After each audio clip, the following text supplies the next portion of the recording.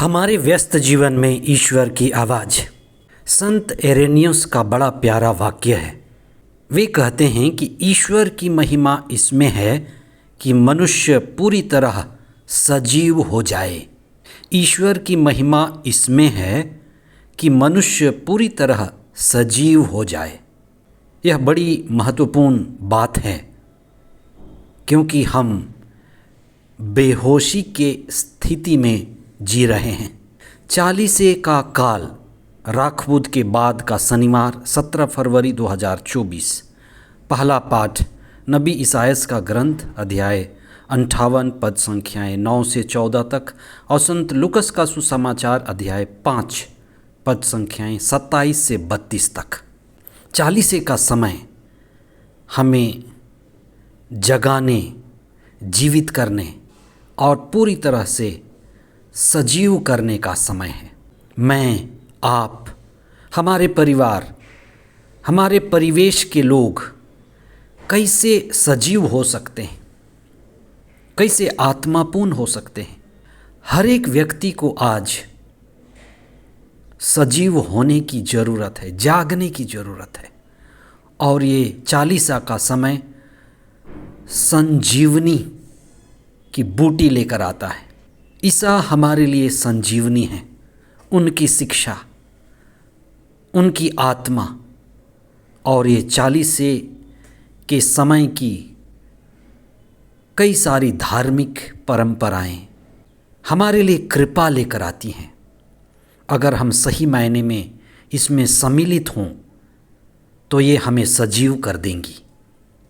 आज के सुसमाचार में लेवी मत्ती का बुलावा इस बात का प्रतीक है कि ईश्वर ईसा के द्वारा साधारण से साधारण, जो स्वयं को पापी और अयोग्य समझते थे, ऐसा ही व्यक्ति मत्ती, लेवी, जो अपने टैक्स बूथ में बैठे थे, ईसा उनको व्यक्तिगत रूप से अपने पीछे चलने के लिए, जीवन की पूर्णता के लिए बुलाते हैं। मत्ती लेवी के बुलावे का सबसे महत्वपूर्ण बात यह है, जो उसको हुआ हमारे जीवन में भी वह हो रहा है।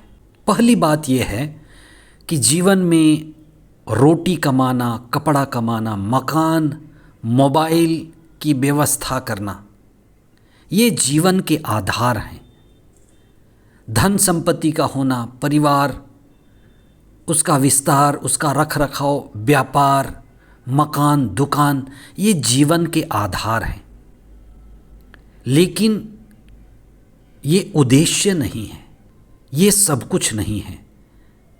हमें जीवन भर साधन जुटाते रहना, ये समझदारी नहीं है।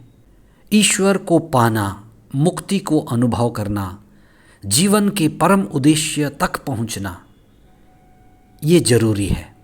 हमें घर में, परिवार में, संसार में, व्यापार में सेटल हो जाने की आदत है। ईसा ने मत्ती को बुलाकर उनको एक मुक्ति का अवसर दिया, ईसा के पीछे चलने का एक विशेष अवसर। और मत्ती ने अपने टैक्स बूथ को, टैक्स ऑफिस को छोड़ दिया। कमाया था, साधन जुटाया था, पर जब समय आया, सही समय आता है, तब हमें ईसा के पीछे, ईश्वर के पीछे, मुक्ति के पीछे चलना है। तीसरी बात, उसने अपने पास जो भी धन संपत्ति था, उसे ईश्वर की महिमा के लिए खर्च किया। उसने ईसा के साथ अपने सभी नाकेदार मित्रों को भोज दिया, जिससे वे, उनके सभी पापी मित्र, साधारण लोग मत्ती के भोज में आए और ईसा से मिले और उन्हें भी मुक्ति का अवसर मिला। जब आपको मुक्ति मिलने लगे, मुक्ति का अनुभव करें, तो दूसरों को भी उत्साहित करें, दूसरों की मुक्ति के लिए भी कदम उठाएं।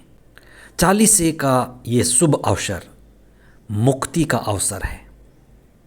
हम अपने जीवन को उत्साहित होकर जिएं और इन दिनों में विशेष रूप से प्रभु के वचन को पढ़ें, मौन होकर अपने जीवन को रूपांतरित करने के लिए कुछ कदम उठाएं। कम से कम प्रतिदिन एक कदम उठाएं, रिश्तों को मधुर बनाएं और अपने जीवन को प्रभु की ओर अभिमुख करें। ईश्वर हमें पवित्र आत्मा प्रदान करे। आमीन।